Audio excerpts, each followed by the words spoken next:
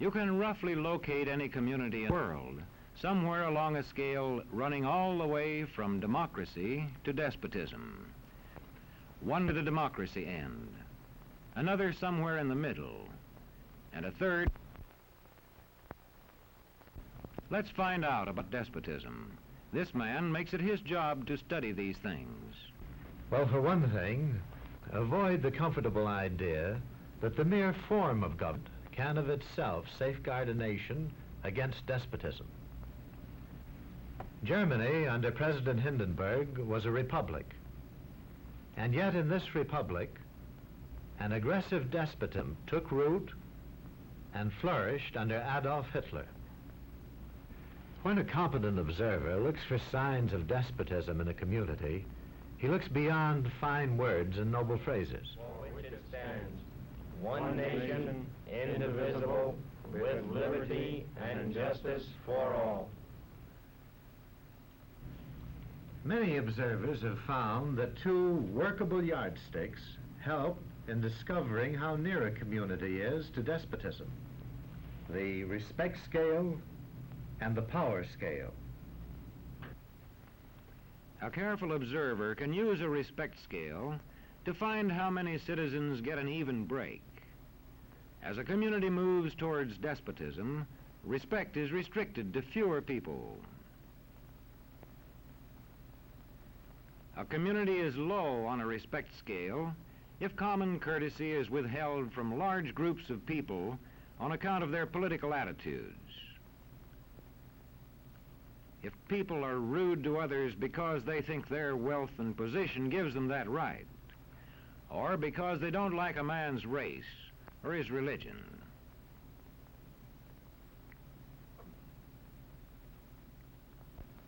Equal opportunity for all citizens to develop useful skills is one basis for rating a community on a respect scale. The opportunity to develop useful skills is important, but not enough. The equally important opportunity to put skills to use is a further test on a respect scale.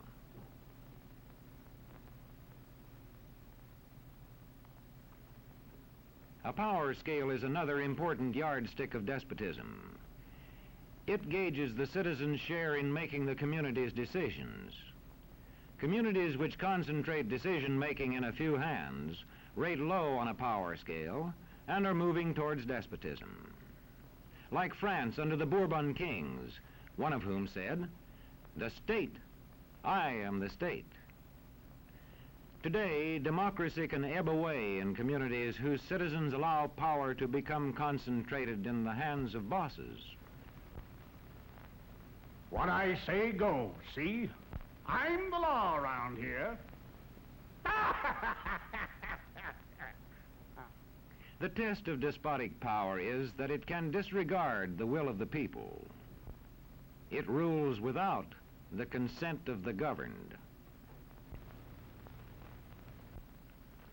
Look beyond the legal formalities of an election in measuring a community on the power scale to see if the ballot is really free. If the citizens can vote only the way they're told, a community approaches despotism. When legislatures become ceremonial assemblies only and have no real control over lawmaking, their community rates low on a power scale.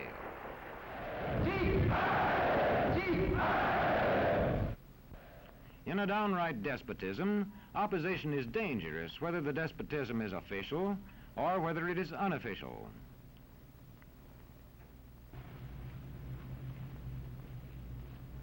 The spread of respect and power in a community is influenced by certain conditions, which many observers measure by means of the economic distribution and information scales. If a community's economic distribution becomes slanted, its middle-income groups grow smaller, and despotism stands a better chance to gain a foothold. Where land is privately owned, one sign of a poorly balanced economy is the concentration of land ownership in the hands of a very small number of people. When farmers lose their farms, they lose their independence. This one can stay on, but not as his own boss anymore. To the extent that this condition exists throughout a nation, the likelihood of despotism is increased. In communities which depend almost entirely on a single industry, such as a factory or mine, maintaining economic balance is a challenging problem.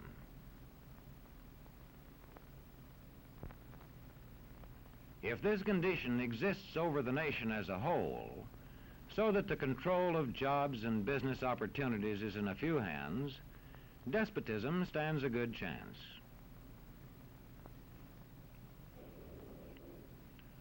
Another sign of a poorly balanced economy is a taxation system that presses heaviest on those least able to pay. A larger part of a small income is spent on necessities such as food. Sales taxes on such necessities hit the small income harder. In the days of the salt tax, feudal despotisms were partly sustained by this and other effects.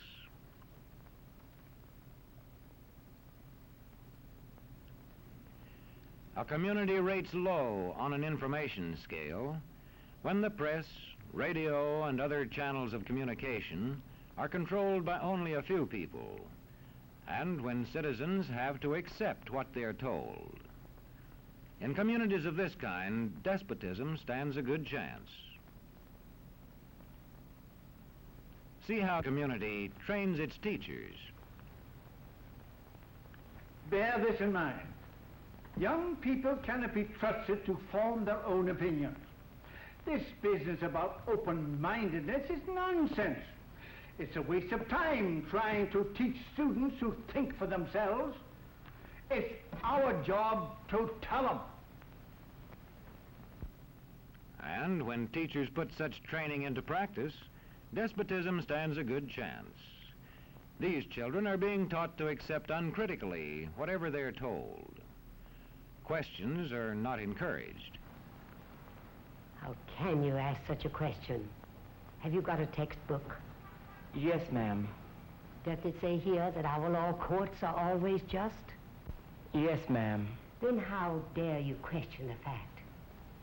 Sit down. And so we aren't surprised when... But it must be true. I saw it in this book right here. And if books and newspapers and the radio are efficiently controlled, the people will read and accept exactly what the few in control want them to. Government censorship is one form of control. A newspaper which breaks a government censorship rule can be suspended.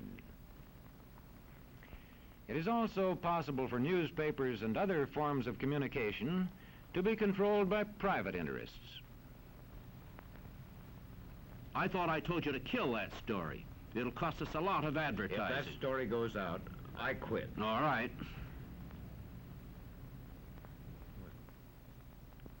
What sort of community do you live in? Where would you place it on a democracy-despotism scale? To find out, you can rate it on a respect scale and a power scale.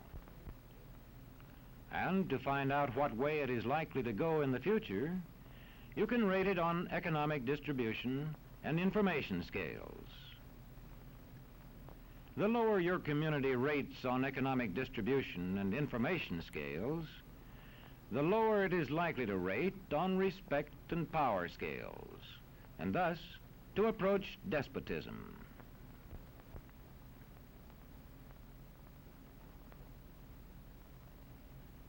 What happens in a single community is the problem of its own citizens. But it is also the problem of us all, because as communities go, so goes the nation.